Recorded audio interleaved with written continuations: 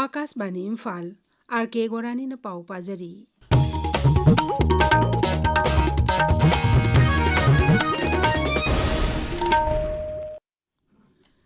Hayengdagi haugadoriba Christmas kumaigidamak sem saba loire.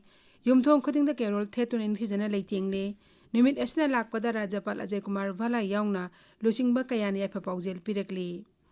Rajapal Ajay Kumar Bhala na maki paujel dahai Prabhu Jisu na maki punshi miyamgidamak yafanabagidam kathokiba dubo ningsingduna khundaminar akhoi masigla marakta nungsi sanaba amata oibigi wakalon leiminanaba apil tauri. Numit asna lakpada nungsinadaba yengthinaba pumnama kauthoknaduna amata oibigi lipuna chena punjinduna raija si ing tapa amadi tangdu leitaba lamdam ama purakpa oiresanu. Maki paujel amada Vidhan Sabha Adaksa Thoksom Saitabratana hai numit asna lakpada raija asigi sing amasu tampakta punna khundaminariba akhoi masel marakta masin manau oibigi nungsinaba amasung thajanaba puraklasanu. MLA Yumnam Khemchana numisna lakpada maru aina Krishna lining satpasingda yafa paujel pirakli maki paujel dahai numit asna lakpada Prabhu Jisu na pumna mapun nungsiba amasung ingtapa puraknaba kathokibasing adu aikhoina ningsingduna maki khudung illasi. K. Robindra MLA na hai Christmas kumagi matam lakpa sida imung khudimak nungaiba amasung amaga nungsibagi mari sesilhanba oiresanu. Kendrigi Raja Mantri Rajkumar Ranjan Singh yang lusingba kayana miyamda maru aina Christian lining satpasna yafa paujel pirakli. All Manipur Students Union Emsuna sunumit asna lakpada yafa paujel pirakli.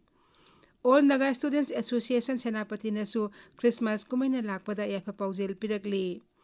Mau Songsong Youth Amadi Students Organization sinduna numit mangani chatharakpa Christmas night carnival ngarang loisin kre.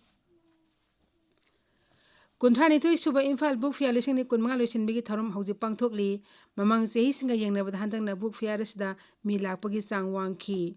Ngasi aroiba numit asida Kunthani Thui Suba Imphal Book Fair lising ni kunmanga gi report puthoki.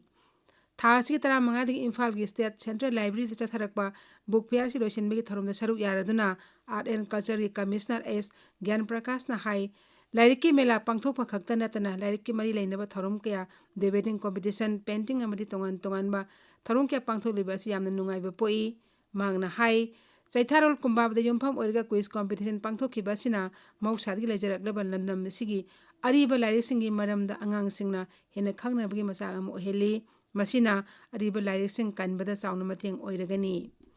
School college ko jasing na magi mahiro sing puraktuna book fair asida saru yari ba si chathok chaningai ni masina mahiro sing da lairik paning ba amadi lairik ki maramda khangning makaya adu pohali Gyan Prakash na hai.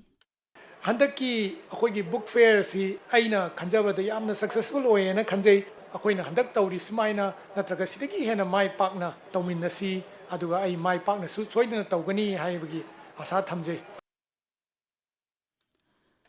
Thoromasta Art and Culture ki Deputy Secretary Asem Rangina Chanu hanagi Art and Culture ki Director K. Sobita Devi Saruyari ngasi loisin megi Thoromasta nat keba thorom sing amadi tongan ba sangdum nabana sing ba atho en taraba singda mana matum yen thokani.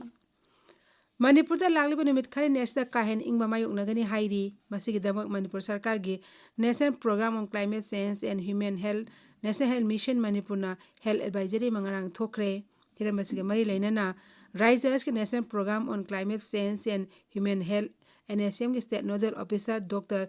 Yengkom Niveda Debiga Akashbani Imphal ga kanana unabada hai aikhoina kahen ingba sidagi kanana sesla thorang si lokot labadi cold wave ki kudong thiba kayadagi ngakthokpa ngamgani hakchang lumna thamba masu lumbu saba ising marang kaina thakpana ingbana thonba kudong thiba singdagi kharada oirebasu ngakthokpa ngamgani. Amarom the India Met Department Raja Tara Threat Cold Wave Zone Hana Lauthokre Raja Singh Asi Tampaki Mapam Singda Celsius degree Tara Singdana Celsius degree 0 gi makhada leire. Indian Space Research Organization ISRO nangasi ayupung nipan nga minute yangkay mari satpa matamda communication satellite Bluebird Block 2 thagat kre Sri Harikota gi Satish Dhawan Space Center gi Anisuba launch pad gi satellite adu thagat kibani.